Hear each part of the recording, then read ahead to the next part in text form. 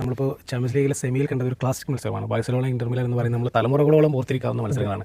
അതിൽ നമ്മൾ പ്രത്യേകം പറയേണ്ട ഒരു പേരാണ് ലെമീൻ യമാൽ. അപ്പോൾ നമ്മൾ ഈ ഏറ്റവും എക്സ്പീരിയൻസ്ഡ് ആയിട്ടുള്ള ഇന്ററിൻ്റെ ഡിഫൻസിനെ അദ്ദേഹം ഒരു ടോയ് പോലെയാണ് പല സമയങ്ങളിലും നടത്തിയത്. എങ്ങനെയാണ് ലെമീൻ യമാൽ എന്ന താരത്തെ നമ്മൾ എങ്ങനെയാണ് കാണേണ്ടത്?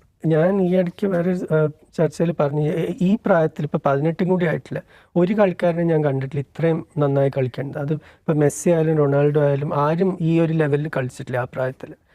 ഇപ്പോൾ ഇംഗ്ലീഷ് ഫുട്ബോളിൽ എനിക്ക് ഓർമ്മയുള്ള 2 പേരുകൾ മൈക്കിൾ ഓവനും വെയിൻ റൂണിയാണ്. അവർ 18 മുമ്പ് ശ്രദ്ധയിൽ വന്ന 2 കളിക്കാർ. റൂണി ഇതേപോലെ ഒരു കംപ്ലീറ്റ് പ്ലെയർ ആയിരുന്നു. 16 വയസ്സിന് പേടിയാവും ശരിക്കും ഇത്രയും ചെറുപ്പം ഒരു കളിക്കാരൻ ഇങ്ങനെ കളിക്കുന്നത്.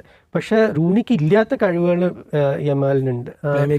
അതെ, അപ്പോൾ എനിക്ക് ഏറ്റവും ഇമ്പ്രസീവ് ആയിട്ട് തോന്നിയത് യമാലിൻ്റെ കളിയിൽ എപ്പോഴും ഒരു കളിക്കാരന് ഇപ്പോൾ ഒരു പൊസിഷനിൽ എത്തിക്കഴിഞ്ഞാൽ പലപ്പോഴും 3-4 ഓപ്ഷൻ ഉണ്ടാവും. യമാൽ എപ്പോഴും ഏറ്റവും നല്ല ഓപ്ഷനാണ് ചൂസ് ചെയ്യേണ്ടത്. അത് ആ പ്രായത്തിൽ എങ്ങനെ അത് ചെയ്യാൻ പറ്റും?